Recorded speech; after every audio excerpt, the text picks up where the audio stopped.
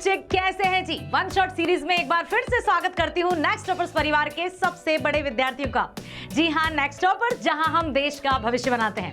प्यारे बच्चों, तो वन शॉट सीरीज स्टार्ट हो चुकी है और आपको पता ही है कि यहाँ पर मींस वन शॉट सीरीज में हम दोनों कोर्स कवर कर रहे हैं हिंदी के, चाहे वो आधार मींस कोर हो या इलेक्टिव या ऐच्छिक हो, जिसमें आरोह वितान या अंतरा और अंतराल पाठ्य पुस्तकें शामिल हैं। और इतना ही नहीं, आपकी अभिव्यक्ति और माध्यम के भी वन शॉट आपको जल्दी ही मिलने वाले हैं।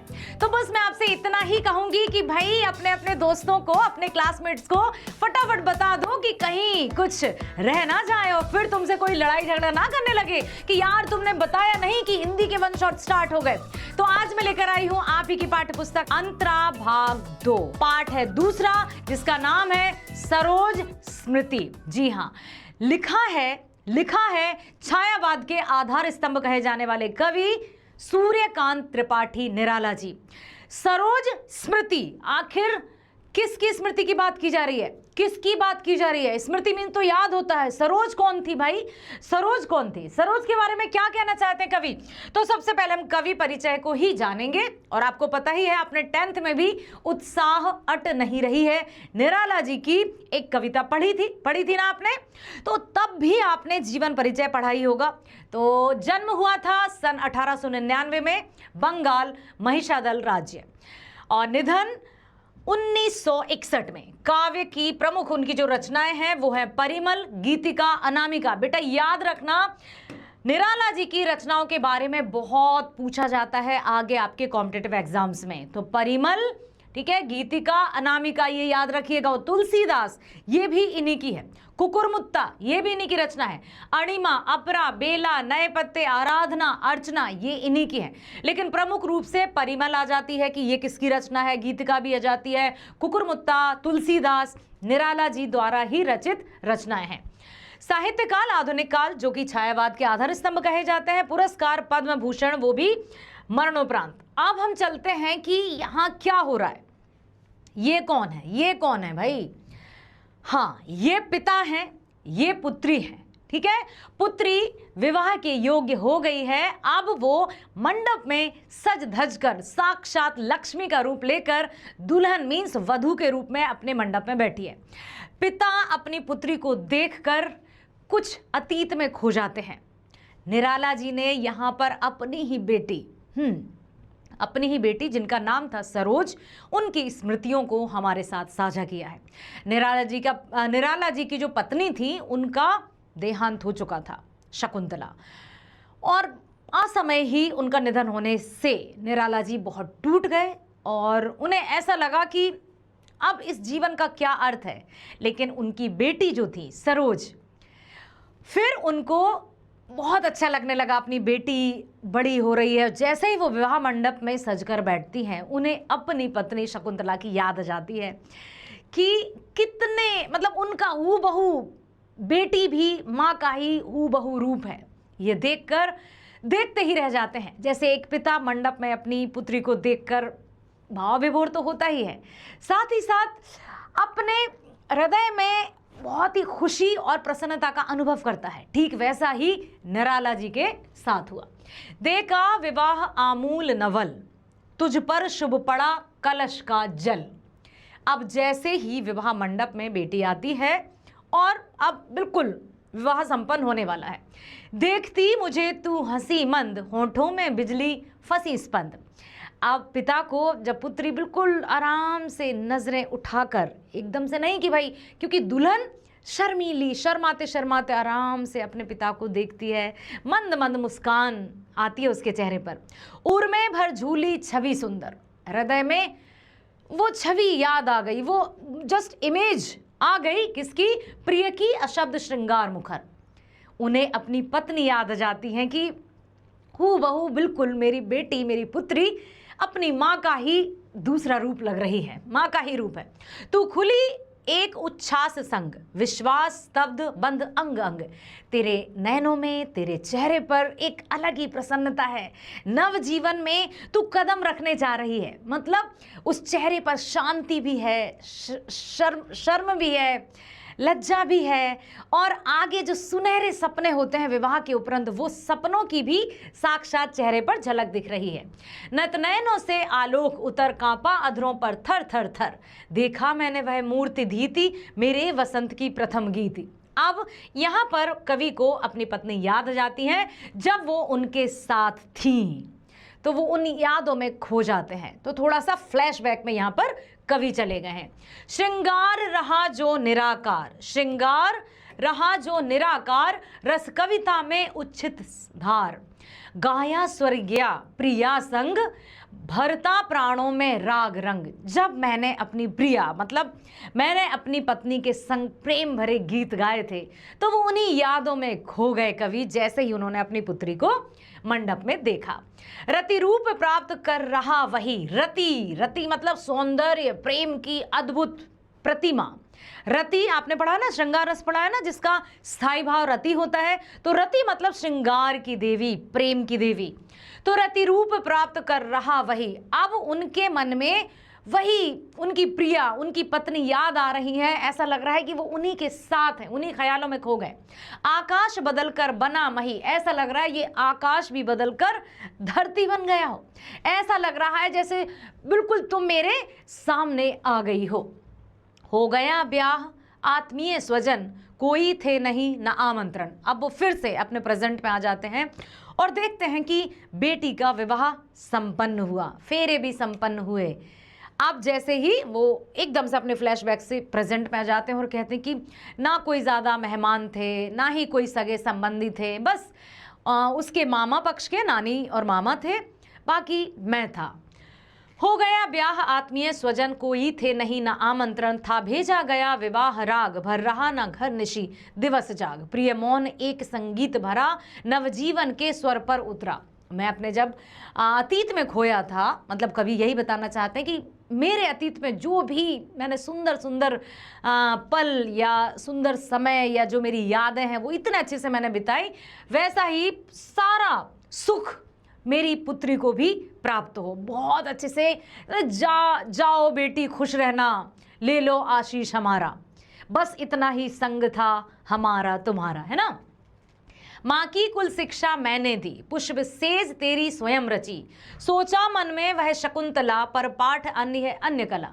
अब माँ तो थी नहीं, तो माँ जिस तरह की शिक्षा बेटी को देती है कि बेटी आप अच्छे से रहना, विवाह के बाद अपने परिवारजनों को संभाल कर रखना, अपने पति का ध्यान रखना, अपने सास ससुर जो भी बड़े बुजुर्ग होंगे उनका भी आशीर्वाद प्राप्त करते रहना, बहुत अच्छी सीख देती है। ठीक है, पहले कन्यादान कविता हुआ करती थी, याद है आपको, जब माँ सीख देती थी कि तुम्हें किसी के सामने झुकना नहीं है, न्याय के सामने झुकना नहीं है। ठीक है, तो अब यहाँ पर कवि स्वयं, क्योंकि माँ नहीं थी तो उन्होंने ही अपनी बेटी को पाला पोसा बड़ा किया और उसको समय समय पर अच्छी अच्छी सीख भी देते रहे। पुष्प सेज तेरी स्वयं रची, क्योंकि माँ नहीं थी तो ये सेज भी मैंने ही रची, सोचा मन में वह शकुंतला, शकुंतला उनकी पत्नी का नाम, पर पाठ है अन्य यह अन्य कला, नहीं नहीं ये तो मेरी पुत्री है। मतलब वो सोच रहे हैं कि शायद मेरी ही शकुंतला आ गई है वापस तुम्हारा रूप लेकर, लेकिन फिर से वो कॉन्शियस होते हैं और उनको लगता है कि नहीं नहीं ये तो मेरी पुत्री है। कुछ दिन रह गृह तू फिर समोद, बैठी नानी की स्नेह गोद। अब नाना नानी ने ही उसको पाला, नानी ने, मामा ने और पापा ने। ठीक है, मामा मामी का रहा प्यार भर, जलद धरा को ज्यों अपार, वे ही सुख दुख में रहे न्यस्त, तेरे हित सदा समस्त व्यस्त। वह लता वहीं की जहां कली, तू खिली स्नेह से हिली पली, अंत भी उसी गोद में शरण ली, मूंदे दृग भर महामरण। ओहो, तुझे तेरे नानी का, मामा मामी का अपूर्व स्नेह मिला, तेरी नानी की गोद में तूने लोरी सुनी, कहानियाँ सुनी, लेकिन हाय ये क्या हो गया कि आज तू भी मुझे छोड़कर चली गई। मुझे मेरी शकुंतला, मेरी प्रिया तुझ में नज़र आती थी, लेकिन हाय री मेरी फूटी किस्मत। कभी बहुत बहुत दुखी हैं, बहुत रो रहे हैं कि ये क्या हुआ जो तू भी मुझसे दूर चली गई। हे परमात्मा, ये क्या है, ये क्यों हो रहा है मेरे साथ। कवि बहुत व्यथित है, बहुत। मूंदे दृग में बर महामरण, अब तूने भी हमेशा के लिए अपनी पलकें बंद कर ली। हाँ, तू भी यहाँ से चली गई सरोज। तो वो उसकी दुख ही, उसकी व्यथा में ही कवि ने ये कविता लिखी है। काव्यांश एक और है। मुझ भाग्यहीन की तू संबल, युग वर्ष बाद जब हुई विकल, दुख ही जीवन की कथा रही, क्या कहूँ आज जो नहीं कही। हो इसी कर्म पर वज्रपात, यदि धर्म रहे नत सदा मात। इस पथ पर मेरे कार्य सकल, हो भ्रष्ट सीत के से शतदल। कन्ये गत कर्मों का अर्पण, कर करता मैं तेरा तर्पण। और अंत में पिता कवि कहते हैं, पिता के रूप में कवि कहते हैं कि पुत्री होना एक पिता के लिए बड़े ही सौभाग्य की बात होती है। बहुत सौभाग्यशाली होते हैं जिनके घर में कन्या का जन्म होता है। तो मुझे वो सौभाग्य तूने दिया, इसके लिए मैं तेरा बहुत बहुत ऋणी रहूंगा।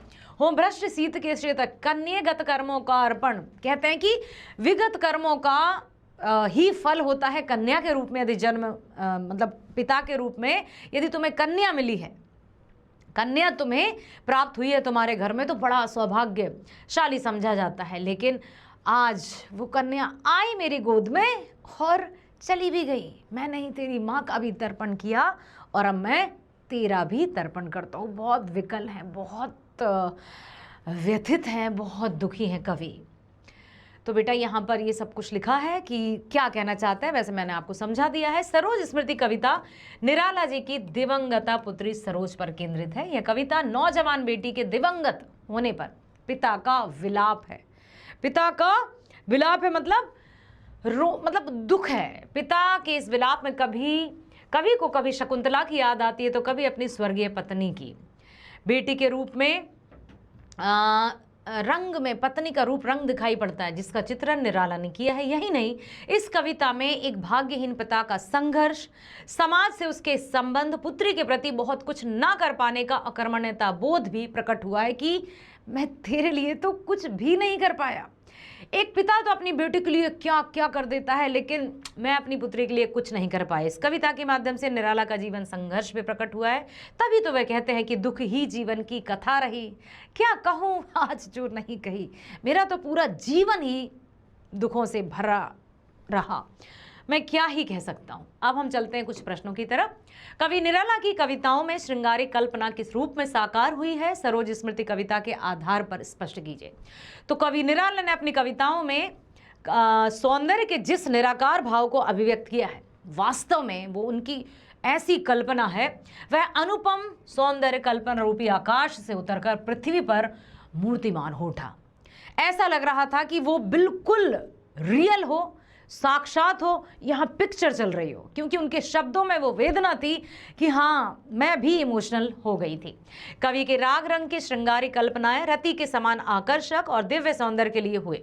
उसकी पुत्री सरोज के रूप में साकार हो उठी थी। ऐसा लगा जैसे कि हाँ सच में ही उनकी पुत्री है, सरोज उनकी ही पुत्री है। ये नाम काल्पनिक है, ठीक है, लेकिन जो भी कल्पनाएं थी ऐसा लग रहा था कि वास्तविकता है। स्पष्ट कीजिए कि सरोज स्मृति एक शोक गीत है। बिल्कुल शोक गीत है। तो सरोज स्मृति कवि निराला के शोक संतप्त हृदय का मार्मिक और हृदय स्पर्शी उद्गार है, जो पाठकों के मन में करुणा भाव पैदा कर देता है। रियल में बिल्कुल सही कहा कि जो पाठकों के मन में करुणा भाव पैदा कर देता है। ये वास्तव में कवि की पत्नी का असामयिक निधन हो जाना, जिसका दुख कवि अपने सीने पर पत्थर रखकर ढो रहे थे। ऐसे में उनकी एकमात्र पुत्री सरोज उनका जीवन संबल थी। विवाह के कुछ ही समय बाद पुत्री की मृत्यु ने कवि के हृदय को ऐसा झकझोर कर रख दिया। उसी के सहारे वो अब अपना जीवन जी रहे थे, लेकिन उनकी पुत्री भी अब नहीं रही। यूं तो कवि ने आजीवन दुख झेला था, पर इस दुख से इतने दुखी हुए जब उनकी बेटी का स्वर्गवास हुआ, तो वे इतने दुखी हुए कि हृदय की पीड़ा सरोज स्मृति के रूप में मुखरित हो उठी। इस प्रकार कह सकते हैं कि निसंदेह सरोज स्मृति एक शोक गीत है, एक ऐसा शोक गीत जो वास्तव में हमें भी द्रवित कर गया। निराला की कविता सरोज स्मृति की काव्य पंक्ति दुख ही जीवन की कथा रही, क्या कहूँ आज जो नहीं कही के आलोक में कवि हृदय की पीड़ा का वर्णन अपने शब्दों में कीजिए। तो भाई कवि की जो पीड़ा थी बिल्कुल कि क्या कहूँ मैं तेरे बिना मेरा जीना बिल्कुल ऐसा है कि मैं तेरी माँ का जब निधन हुआ था तो मैंने जैसे तैसे तेरे सहारे अपना जीवन जिया, आज तू ही मुझे छोड़कर चली गई, तो अब मैं कैसे जीऊं, मैं किसके सहारे जीऊं। तो इस काव्यांश में कवि निराला का जीवन संघर्ष मुखरित होता है। वे कहते हैं कि मैंने अपनी स्मृतियों को काफी, स्मृति मतलब अपनी यादों को काफी लंबे समय तक हृदय में संजोए रखा, परंतु अब मैं अत्यधिक व्याकुल हो चुका हूं, क्योंकि अब मेरी बेटी सरोज, यहां पर नाम दिया गया है, वो भी मुझसे दूर चली गई। मेरा तो सारा जीवन ही दुखों की कहानी बनकर रह गया। मैं अपने दुख की कथा को इस कविता के माध्यम से प्रकट कर रहा हूं, जिसे मैं आज तक कभी नहीं कर पाया था कि अपने मन के भावनाओं को मैं कैसे प्रकट करूं। लेकिन इस कविता के माध्यम से मैं अपनी भावनाओं को यहां प्रकट कर रहा हूं कि मेरे जीवन में कितने कष्ट रहे, मेरे जीवन में कितना, मतलब मेरा जीवन कितना वेदनामय रहा।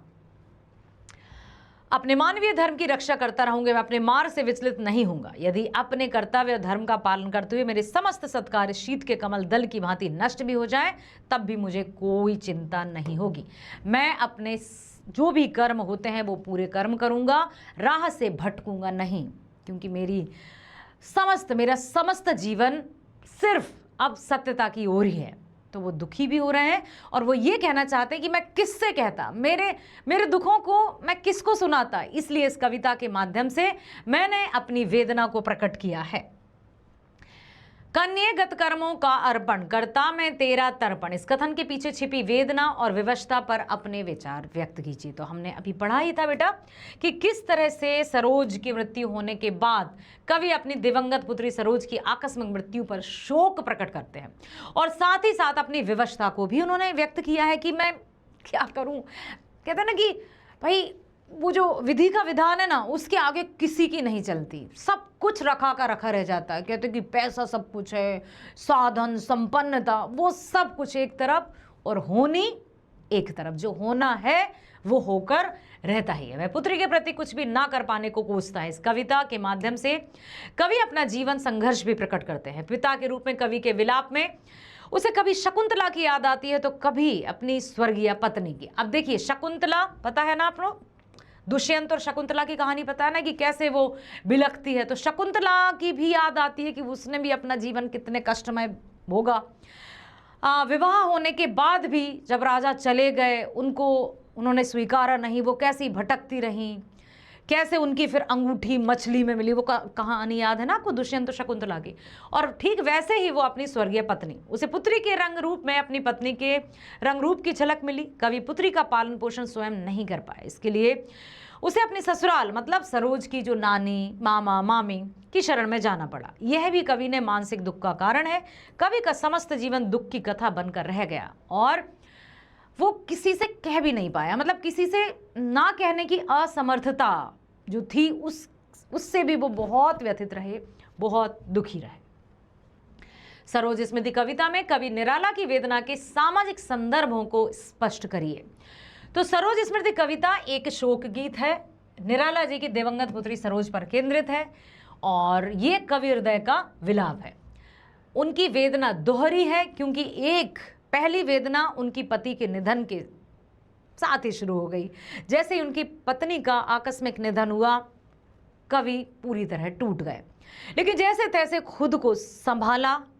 अपनी बेटी को देखकर, खेलते हुए, पलते हुए, बढ़ते हुए देखकर अपने आप को संभाला। लेकिन बेटी के विवाह के कुछ समय बाद बेटी भी स्वर्गीय हो जाती है, तो कवि तो जैसे टूट ही जाते हैं, कुछ नहीं कर पाए। उनको ऐसा लगता है कि मैंने अपने जीवन में कुछ भी नहीं किया है। कविता केवल ये भाग्यहीन पिता की वेदना अभिव्यक्त नहीं करती, परंतु समाज की बेहतरी के लिए काम करने वाली युग चेतना निराला के प्रति समाज की उपेक्षा को भी व्यंजित करती है। समझ में आया कि समाज जो कहते हैं ना कि अरे समाज के खातिर हम ये नहीं कर सकते, कोई क्या कहेगा, ऐसा वैसा। लेकिन वास्तव में कभी हमने सोचा है कि जब किसी को अति आवश्यकता पड़ती है तब कौन साथ देता है? आता है कोई? आप लोग मुझे कमेंट सेक्शन में ज़रूर बताना कि कवि ने ऐसा क्यों कहा कि मैं अकेला क्या करता, किसी ने मेरा साथ नहीं दिया। तो किसी ने मेरा साथ नहीं दिया, ये उनका कहना सही था या फिर क्या क्या कहना चाहते हैं, मुझे ज़रूर बताइए कि समाज के कार्यों से आप किस तरह से पूरी तरह से सहमत हैं या कवि से आप पूरी तरह सहमत हैं, मुझे कमेंट सेक्शन में जरूर बताइएगा बेटा।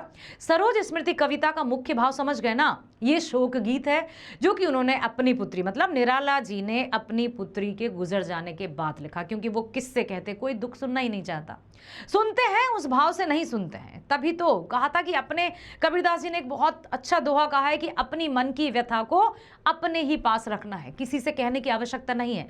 क्योंकि कुछ लोग सुनते तो हैं लेकिन उसका आनंद भी लेते हैं, फिर हमारे वहां से जाते ही आनंद लेते हैं। तो कौन किसका है समझ में नहीं आता, फिर क्यों, क्या है, या आखिर समाज में रहना व्यक्ति के लिए क्यों आवश्यक है? क्योंकि मनुष्य एक सामाजिक प्राणी है, ये सही है, लेकिन आपके अनुसार क्या लगता है? क्यों कहते हैं कि लोगों की परवाह मत करो, फिर एक तरफ वो भी कहते हैं कि कुछ तो लोग कहेंगे, लोगों का काम है कहना और हमको समाज में ही रहना। तो आप अपने विचारों को जरूर कमेंट सेक्शन में बताइएगा। तो ये थी हमारी सरोज स्मृति कविता। चलो बेटा बने रहना, आगे फिर एक और चैप्टर के साथ मैं मिलने वाली हूँ आप ही से यहीं इसी चैनल पर, तो बने रहो। Thank you so much.